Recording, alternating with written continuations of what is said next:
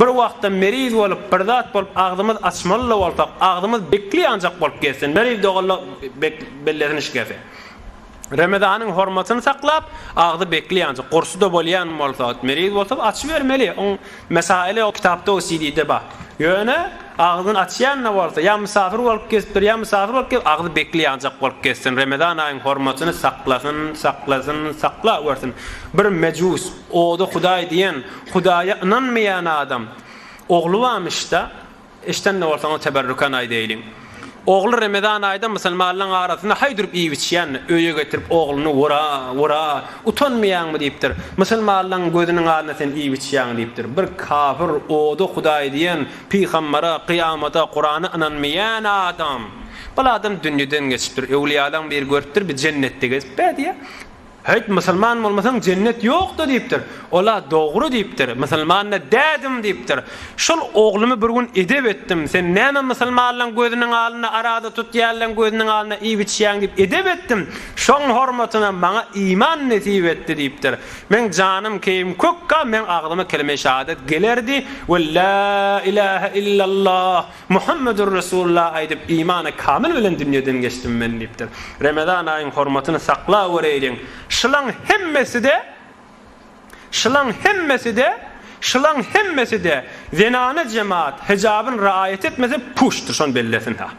Zenane cemaat biz akıl uçt angalıyaz şuna bir iman ýok adamlara ba Hudaý tawfik bersin ola adamlara bir tora öz anana yalan açgezin egin maşgeydin Hudaý ba ýok Qur'an o peýgamber anana hop ona Hudaý iman bersin tawfik bersin.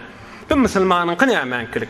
Bir adamsy jymga barýa özi namaz okyp tu 5 wagtyn okypdy, özüne musulman niýeti la ilaha illa Muhammed Resulullah diýipdir. Ne ýüz bilen Hudaý Taala sen hijabyň raayet et. Sen ýoluk ýeriň bolmasyn, sen gursagyň saçyň ýygnagyly bolsun. Metni Qur'an sarahat Hudaý Taalaň özi aýdy watyka ne ýüz bilen jur'at etýär ýüzüň açmaga, gursagyň açmaga, ila ýagyn kökezmäge bir imany ba adamga etmedi işi däş.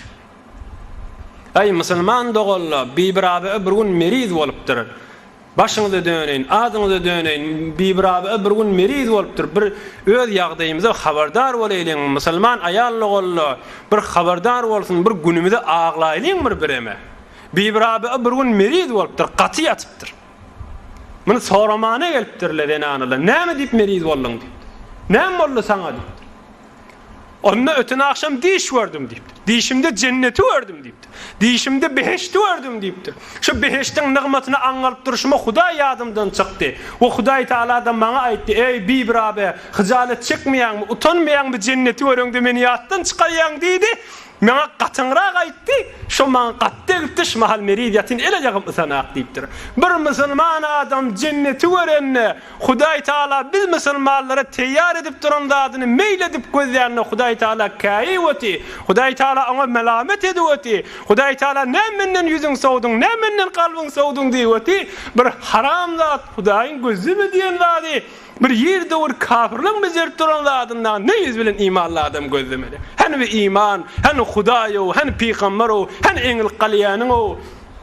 Hani bir cemaatly, bir üýşmelik, jum'ly, azan, tekbir, bir ýerli ýerden, ýüzli ýerden gıýgyrlywaty, bir aýallygyň ne imany ýokmy kam, ya imany ba bolup şeýtýänmi kam. O Ummu Cemile aňalyp bäs, Ebu Leheb'in zenanaty peýgamberimizin öýüne bar tiken oklaýanmyş. Sen imanın bolup näme peýgamberiň ýoluny tiken oklaýan? Sen ki peýgamber kabul edýätiň, la ilaha illallah Muhammed Resulullah edýätiň, ne ýüz bilen hyjalet çekip baryp tiken alyp arkaň menen ýüklep getirip gel peýgamberiň ýoluny oklaýatyň. Min Ummu Cemil diýen betbaht bolup we imra'atuhu hammalatul hatab. Metni Qur'an şi. Ebu Leheb'in zenanaty cehennemi diýipdir Hudaý Taala aýtdyr. Näme üçin? Peýgamberimiň ýoluny tiken getirip oklaýanmyş. Peýgamberiň aýagyna tiken geçsin nip.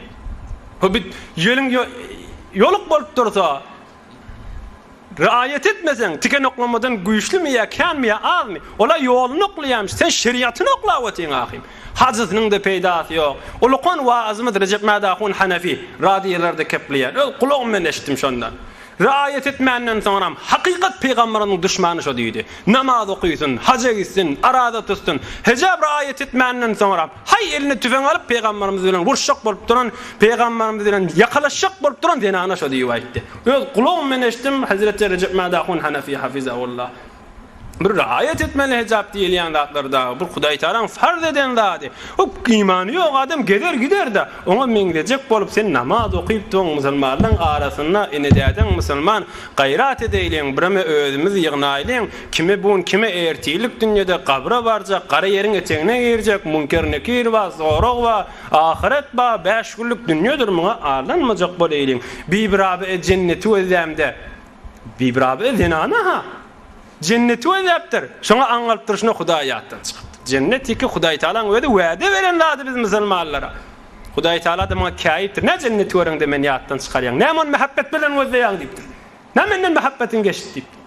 Cenneti görünne şujura bolýan bolsa, bir haram zatly, haram gözdelýän zatlara da mehabbet gitýän bolsa, günýerek barmaly musulman da golla Hudaý Taalaň rahmeti kändir.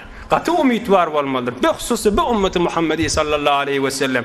Ýöne Hudaý Taalaň bir adajyk howfuny da bolmaly, gorkusyny da bolmaly, edebini wir bolmaly hatda bar nihayet tamam umiddemişdik biz.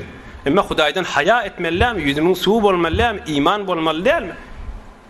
Hatta bir adam diýär-de, imanly musulman adam, araq içjek bolsa, ýa zina etjek bolsa, evvelin bar. Henid ömrüne barmandır. Henid ömrüne içmändir. İçindäki iman bay kıyıgırar. Haheş etýän meňsüme getirmeşini. Haheş etýän ondan şüreyim.